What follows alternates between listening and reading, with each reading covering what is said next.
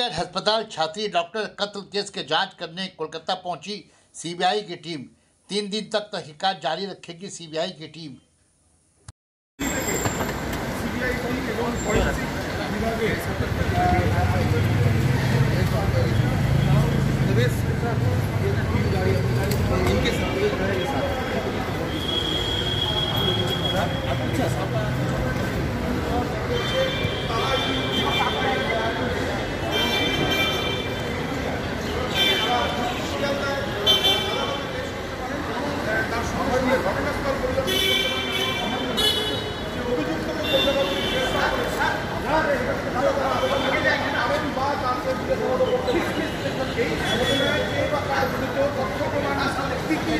Kolkata police পেয়েছে সেই সমস্ত বিষয়ে তারা জানতে চান।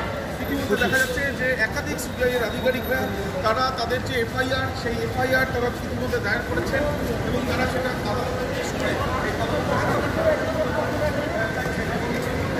তারা দেখা যাচ্ছে যে দিল্লি থেকে বিশাল টিম তারা এসে পৌঁছেছেন। সঙ্গে রয়েছে ফরেন্সিক বিভাগের আধিকারিকরাও। তারা এর আগে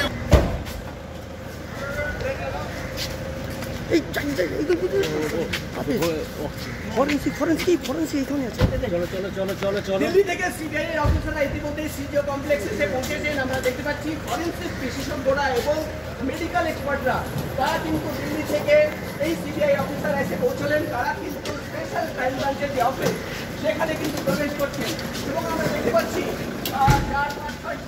7জন অফিসাররা ইতিমধ্যে এবং তারা কিন্তু নিজের তাদের নিয়ে এবং যাবতীয় তাদের কমপ্লেক্সের অফিসে প্রবেশ করছে। অর্থাৎ এফআইআর রুজু করা হয়েছে এবং এফআইআর রুজু করার পর দিল্লি থেকে সিবিআই টিম এখানে এসে পৌঁছচ্ছে। সেই সিবিআইয়ের অফিসাররা ইতিমধ্যেই কিন্তু এসে পৌঁছেছেন এবং আমরা দেখতে পাচ্ছি এক এক করে তারা কিন্তু স্পেশাল ক্রাইম ব্রাঞ্চের যে অফিস সেই অফিসে প্রবেশ করছেন।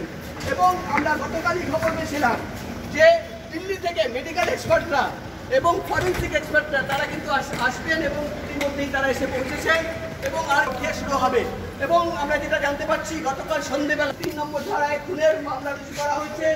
অফিসাররা স্পেশাল ক্রাইম ব্রাঞ্চের যে অফিস সিজিও কমপ্লেক্সে সেখানে এসে পৌঁছেছেন এবং তারা কিন্তু এই মুহূর্তে যে